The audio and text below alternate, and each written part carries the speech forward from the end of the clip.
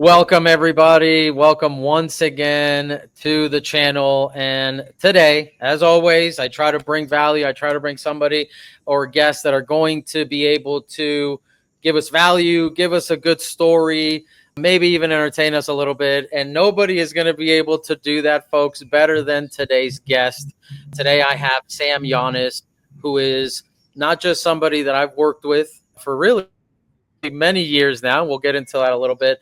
But guys, this is a artist. He is a music artist, which we'll talk a little bit about too, Sam, and has been in the music business for a really, really long time. And now half a million streams on Spotify, Sam. Just before we even get started, let's just talk a little bit about that, man. 500,000 streams on Spotify. I think you sent me from your music that's on there, right? Am I right on that? Yes. In the past year, I actually broke 1.1 million streams across all platforms, and just been taken off. That's incredible, brother. So guys, we're here now today. What are we going to talk about today, guys? We are going to talk about ACA, how difficult it's been to do business in the ACA space, and the resurgence of private healthcare. And if you're in the health field, you're a health insurance agent, and you're only focused on ACA, you really need to expand your product line. So we're going to talk with somebody that's been in this business for a very long time. Let's get into it, guys. I'm excited.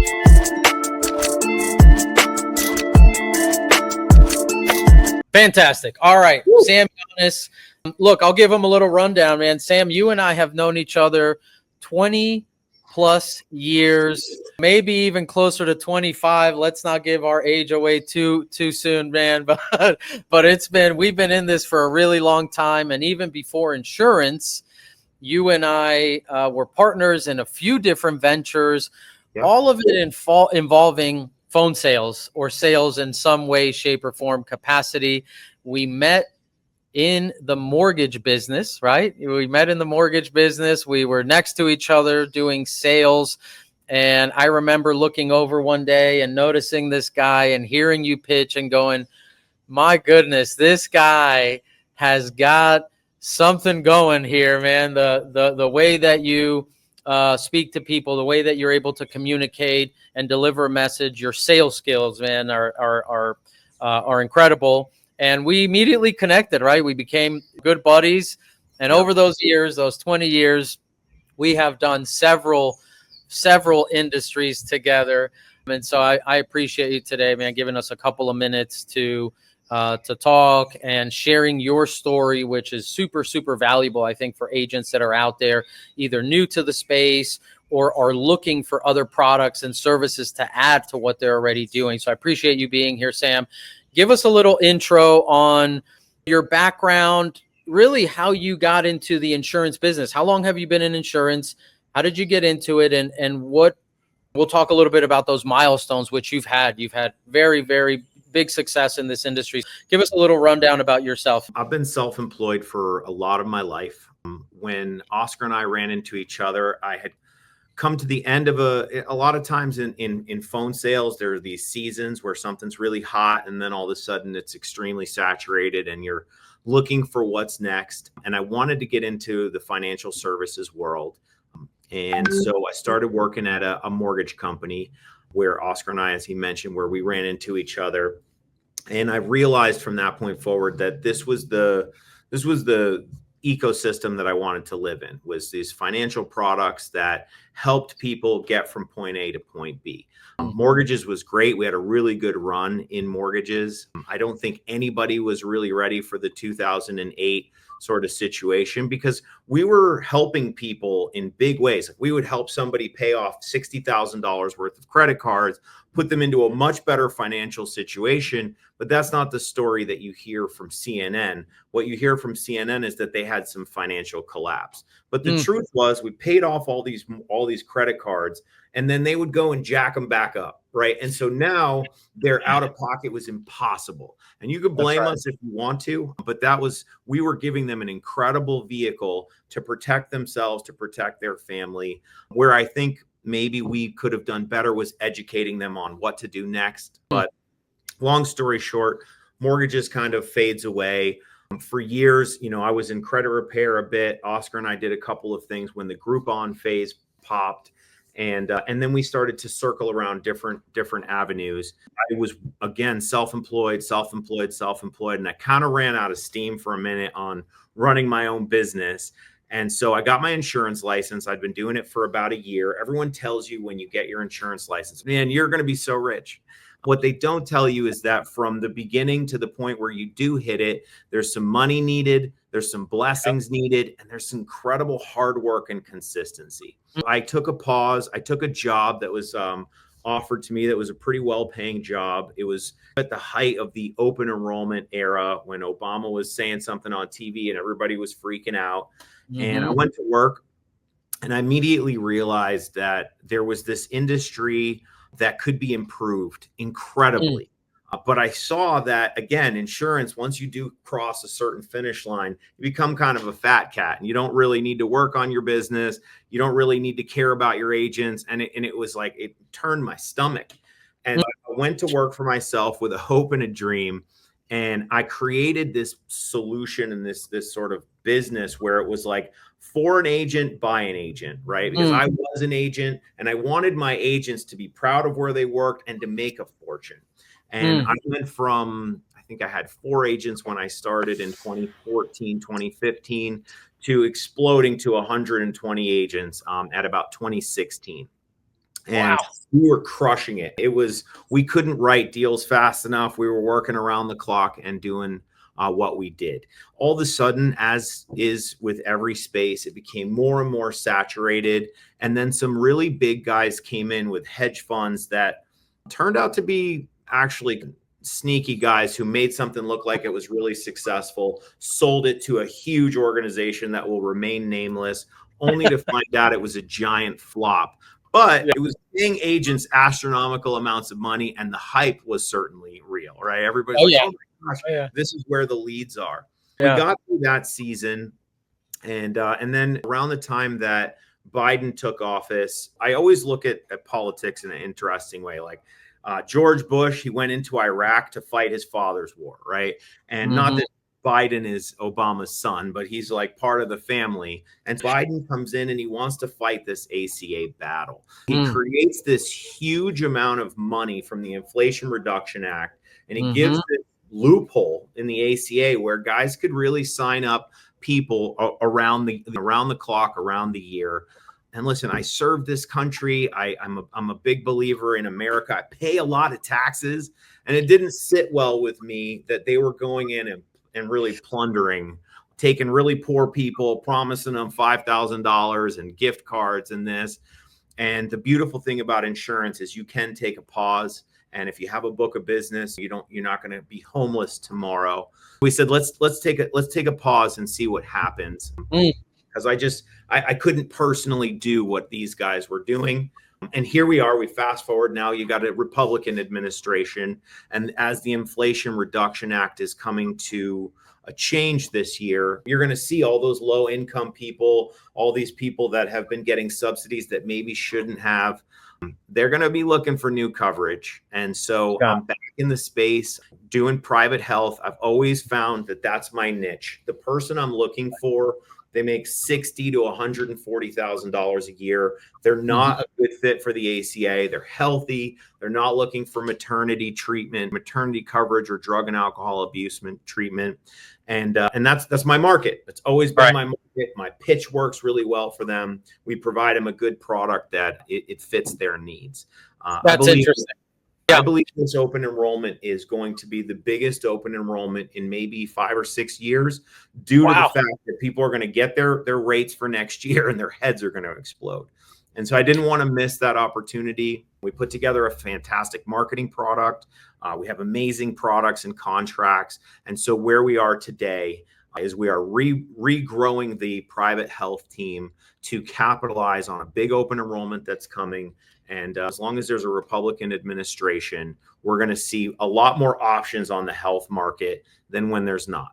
We Yeah, ride. yeah, that's incredible, man. You packed a lot in that, and there's a few things specifically that I want to speak to there that I think you made some really great points. And guys, for those that are out there listening, that you may be just getting into the insurance market or you're pretty new, and we're talking about, and Sam, what you're talking about there is really sometime in the 2019, 2020, 2021, right? And that in those years, that's when, right as COVID happened, the amount of stimulus that was drawn up by the government, put into the different sectors, primarily obviously health, and created this boom in the ACA market of just people getting all these subsidies and all this stuff, which brought along a lot of bad players in the industry that signed up a lot of people, right? Millions and millions of people under coverage that shouldn't be on it, subsidies to people that shouldn't be getting them,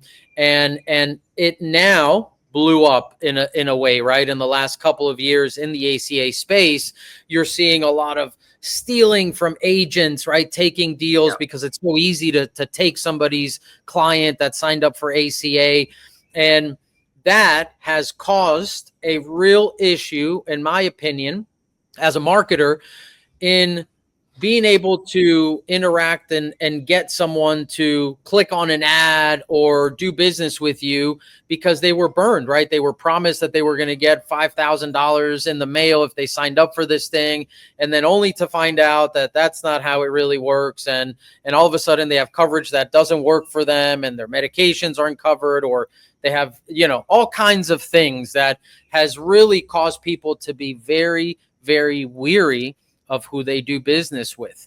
Now, ACA as a business, an extremely capital inducive proposition, as you and I both know, Sam, right? To make money off of the little $20 and $30 a month commissions, you got to have a lot of them, right? It takes time to get there, and to get there, you got to have a lot of money to build that bankroll. And so it's a really tough, now more than ever, right? The golden years of it, which was again in those years, I think have passed. And so now, right now, like what you just said, now you have a situation where these folks that were getting all this subsidy to cover their cost of health insurance, all of a sudden that's going away. And all of a sudden, to speak to the people that you said, like, I want to talk to people who make $60,000 to $140,000 a year, folks. And guys, those people out there, right, were getting some subsidy, so the cost of their health insurance was extremely low. But now, if they don't get that subsidy, which is very likely, they're going to be paying, if they stay under these ACA plans, which, by the way, they're not even great coverage, right? Especially for those that make a little bit more money, right? Like, it's not great insurance. Those folks are going to be paying thousands, potentially in some cases, per month for those policies.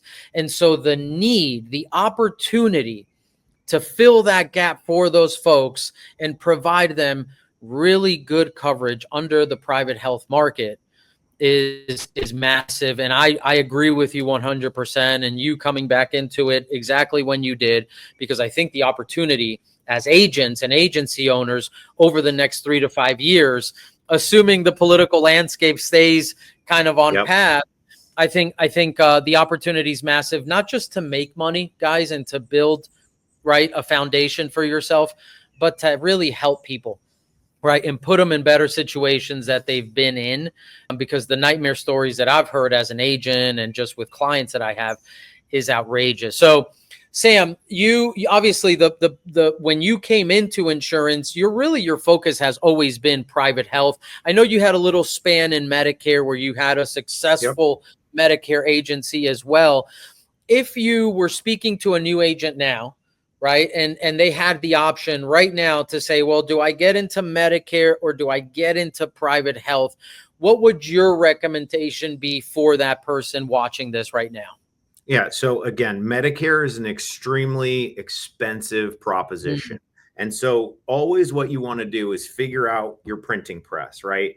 And your private health insurance affords you the opportunity, because of the advanced model, because of all of the things that are call center friendly, to give you this opportunity to build some wealth.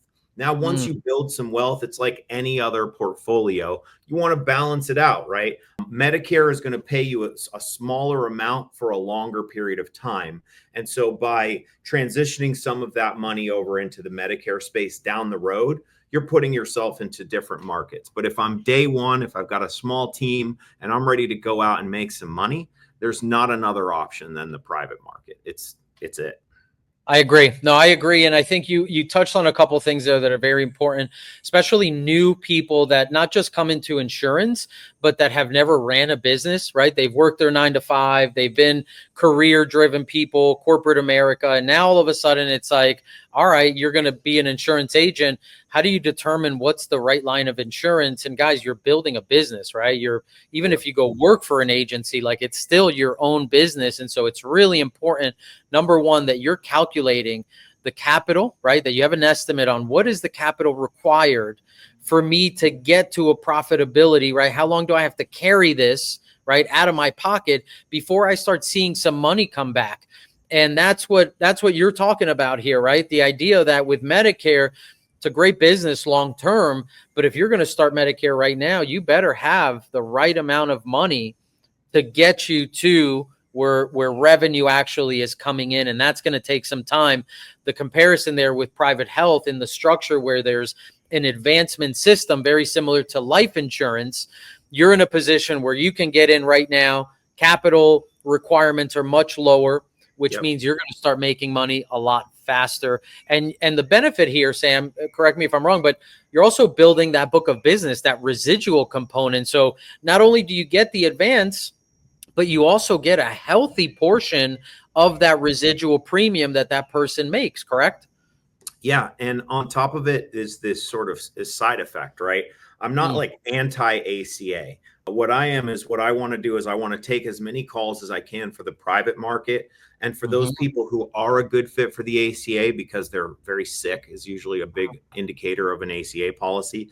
You're writing those alongside of it. And so over 18 months, you're building this. You don't even count that as part of your numbers. But by the end of 18 to 24 months, you got 20, 30 grand a month coming in ACA commissions that weren't snuck in there by some pirate marketing, but were put into the right plan by a real agent. And again, that business is going to be a lot stickier than all this other stuff where, like you said, these guys are just a mill where they're trying to lie to people about their cash grocery card or whatever it is. It's scary out there. It's scary. And yeah. Well, and you deal right now as well that's called a HEAP deal, where if you come into the private market, we're about 3 months away from this, but I'll just spill the beans here. Where if you come in and you don't have, a tremendous amount of capital, what you can do is you can HEAP your deals and sell them so that almost within the first 3 to 6 months, you're really making a great income. If you have a team of 3 to 7 agents, I mean, again, you always want to try to get off that and try to put some money aside so that you can continue to buy deals for yourself that are recurring.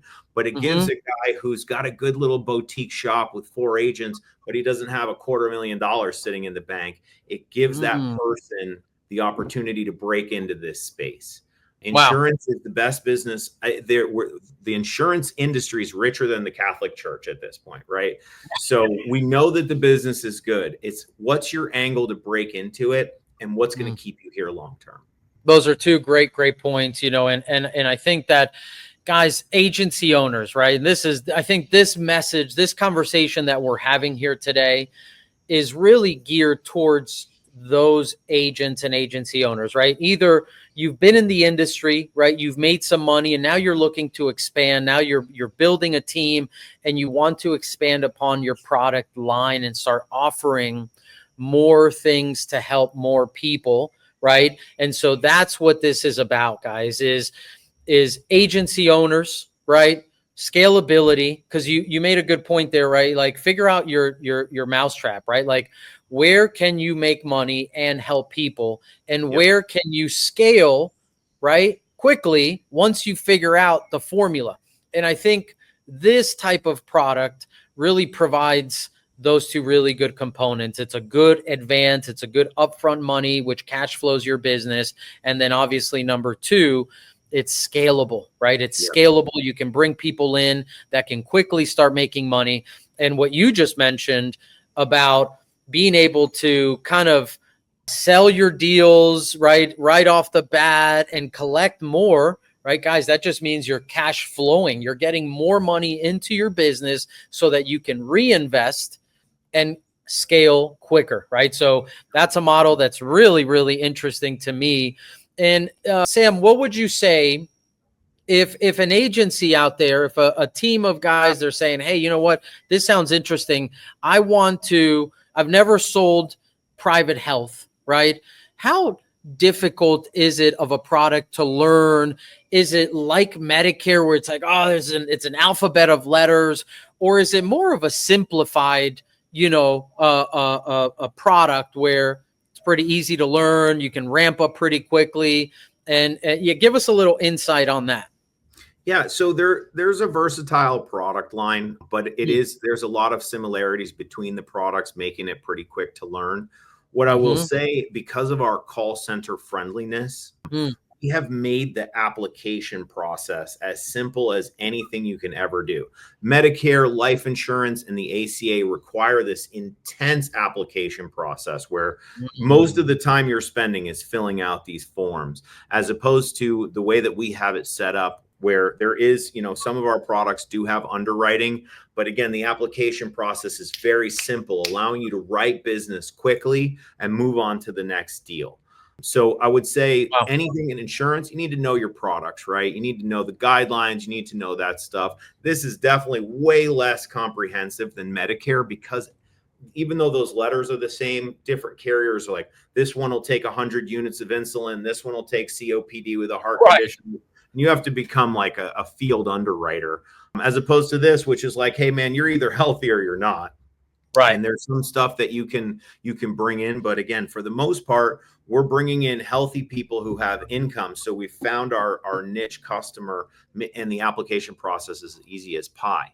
And if it's something that somebody wants to do, we're going to provide them with the training on the products, simple, but we're also going to provide them with carrier approved scripting that, again, is a streamlined close. When Oscar and I first met, he turned me on to this Dale Vermillion approach to closing, which came from like AmeriQuest, right? AmeriQuest was writing people with 5 times higher interest rates than anybody else. You're like, how are they doing that? And it was that their closing procedure was fantastic.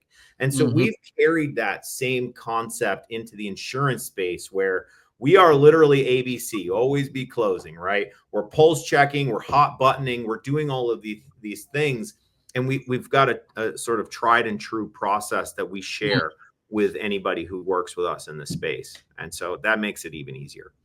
I love it. Yeah, I love it. I mean, again, I spoke to this in the beginning, right? Like we've known each other for 20 plus years, but sales has, I think, always been at its core in what we both have done, either together or individually, right? And I think this is something that, like everything else, if you can sell your product, right, and you can make money from it, you can build the systems around it to then grow that structure. And one of the things that I think you provide, right, is as a team or an agency that's saying, well, you know what, I'm interested in kind of hearing more about this, and how can I implement this product line and learn how to sell it.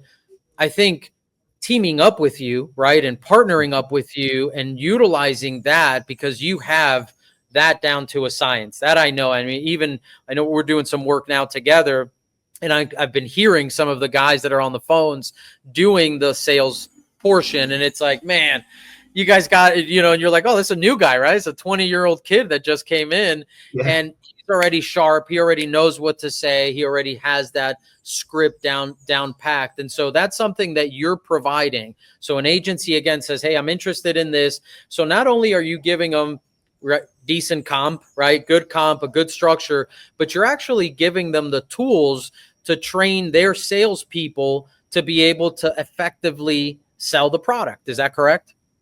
Yeah. And, when I look at comp, like in the life insurance space, we would offer a comp that wasn't as high as maybe some other agency was offering, but that agency was offering nothing. And I'd be like, man, you can get 120% over here with no leads, call your grandmother and sell her a policy, or you can come here for 100 and I'm going to light you up with appointments. I'm going to provide you with back end support.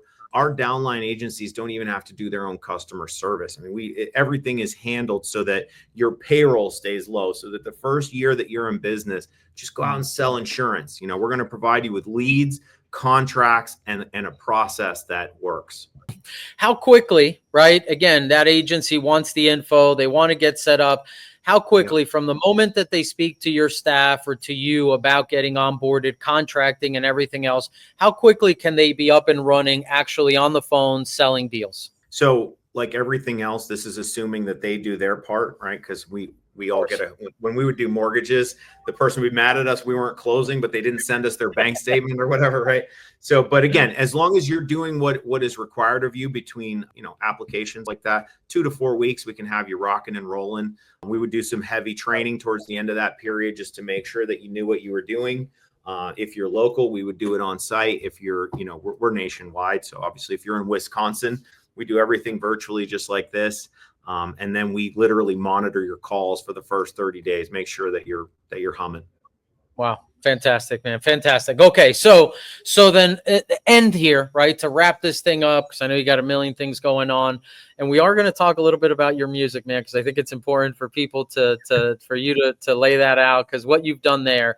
And guys, I think I talk about this on this show a lot, right? Like the persistence and how long it takes to achieve what you want.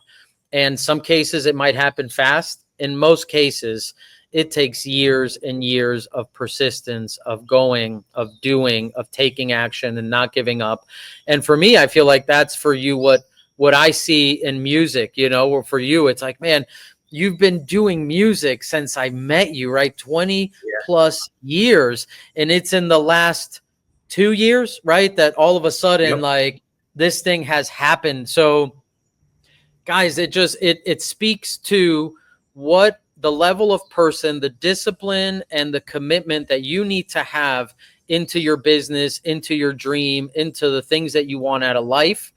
And if you do that, you are going to get the things that you're looking for. So outside of that, though, I'm going to list down below here. You guys will see a link, right? So if you're an agency owner and you're interested in getting into private health, having a product that can help, that can supplement to the people that you already have in your book of business, or if you're just starting out and you're trying to perhaps sell health insurance, this is an incredible opportunity, guys. It's extremely scalable. The commissions are fantastic. There's a system built around it that you come in, tap into, and like Sam said, 2 to 4 weeks, potentially, if you do everything you're supposed to do, you can be on the phone selling.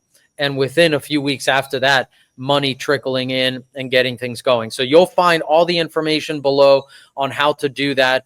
Sam, give us a little, just because I do want to talk about this, man, give us a little bit about music, right? Like you started music how long? Because it was before you and I met each other. When I met you, you were already on the keyboards doing your thing, you know? Right. So my mom got me a guitar when I was like 14. And at this time, there was this group called Crisscross. And they were like this little rap group. And they did a Sprite commercial that was like, tick tock, you don't stop. You put the can in your hand and you pop the top. And so I learned 3 chords on the guitar. They take me to this youth conference and they put me in front of like 10,000 kids with this guitar. And I changed it to this little like Christian version. Tick tock, you don't stop. You put God in your life and your rap. And the crowd went crazy for this, right? And I was immediately hooked on performing music and being a part of like rock and roll and hip hop are my probably 2 favorite genres. And so after, a little while, I started really getting into the rap side more. And I was a secular rapper and, talking about going to the club and doing stuff like that, but didn't really have much purpose. I just loved to make music, did it, as a hobby for sure. And then, I kind of put that dream away when I started getting into business because I was building a family and I was doing all this stuff. And as fate would have it, I started to realize once my son was getting a little older, just how terrible this music that I personally pushed for, like, I was the biggest Eminem fan on the planet, right?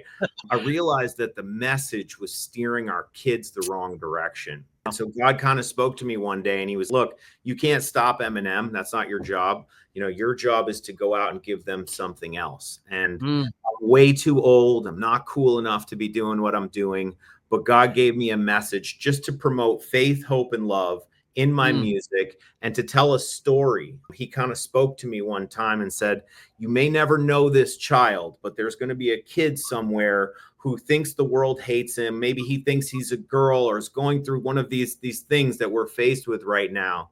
And he's holding a pistol in his hand and he's about to end it all.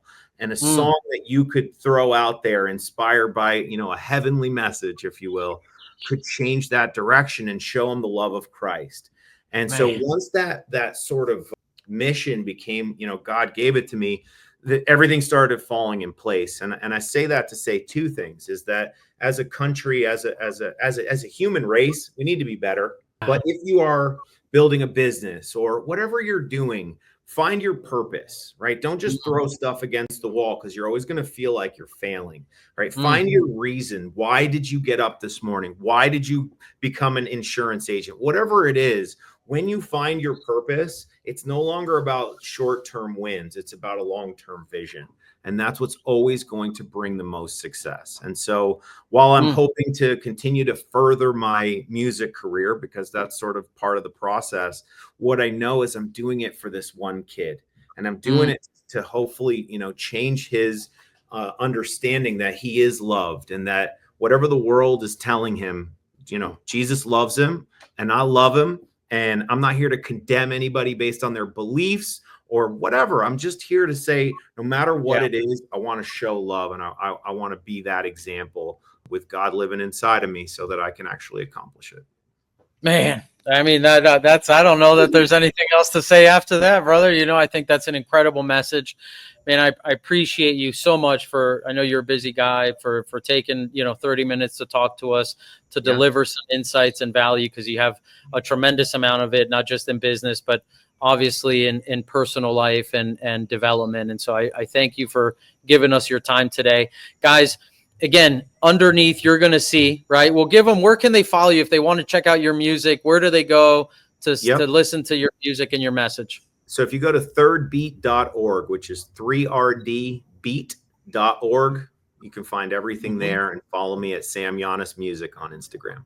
Fantastic, guys. And again, if you're an agency owner and you're interested in adding private health to your product line and team up with someone that has done millions of dollars in business in private health over the last 10, 15 years, guys, this is somebody that I highly, highly recommend. You'll see a link below that'll get you in contact and information with his team. Sam, appreciate you so much, man. Thank you again, and look forward to, let's try to do it again. You know, let's try to give the people more. Give the people what they want. Yeah, appreciate you. Thank you, man.